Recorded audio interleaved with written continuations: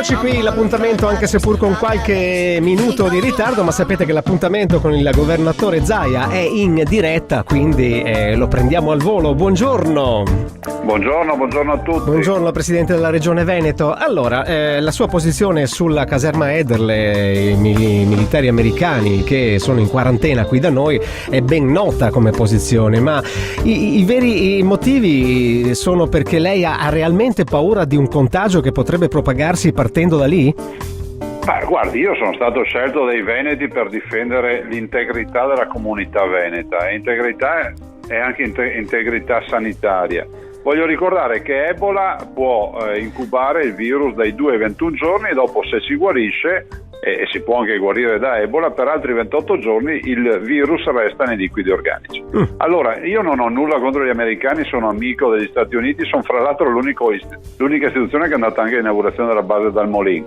Però dico anche che se tu hai dubbi o vuoi far fare la quarantena ai tuoi militari che provengono dalla Liberia, li porti negli Stati Uniti, nelle tue basi statunitensi, e non li porti in Italia, poi fra l'altro in Veneto, dicendo che se ce ne sarà qualcuno di ammalato poi lo curi a casa tua. E cosa vuol dire? Se noi avessimo un ammalato di Ebola oggi a Vicenza, avremmo il Veneto in totale emergenza.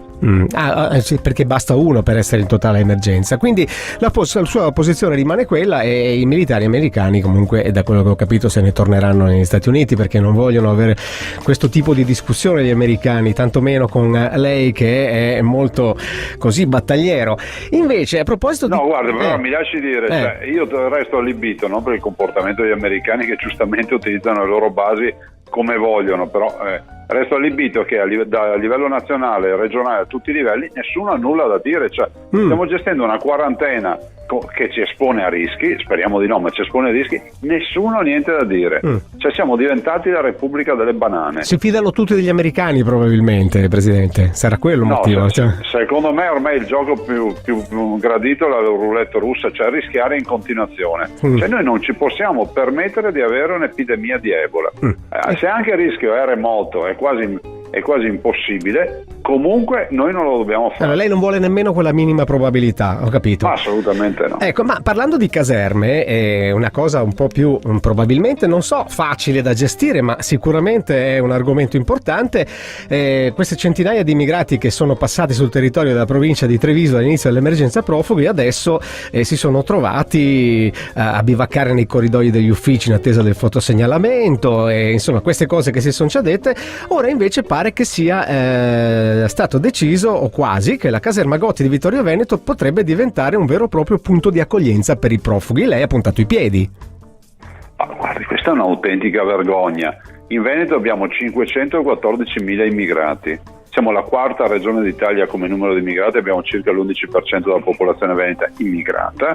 Abbiamo fatto la nostra parte, no? Quindi vuol dire che ci sono almeno 16 regioni che hanno meno immigrati di noi. Allora, mi chiedo per quale motivo si continui ancora a mandare immigrati in Veneto, ma soprattutto mi chiedo per quale motivo si continui ancora a illudere questi profughi, facendo credere a loro che basta venire in Italia per risolvere i problemi della vita.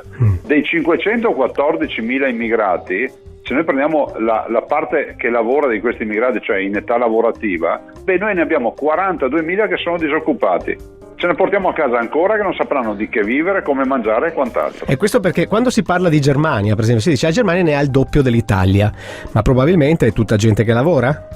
Guardi, la Germania innanzitutto ha 90 milioni di abitanti contro i 60 milioni dell'Italia. Però è altrettanto vero che lì il sistema è diverso, e comunque guardi, cominciamo a tirare fuori un po' di orgoglio e avere anche un po' di schiena diritta. Se gli altri vogliono andare al massacro, non è che ci dobbiamo andare anche noi, molto chiaro. Grazie Presidente Zaia, a presto, alla settimana prossima, a venerdì. Buongiorno.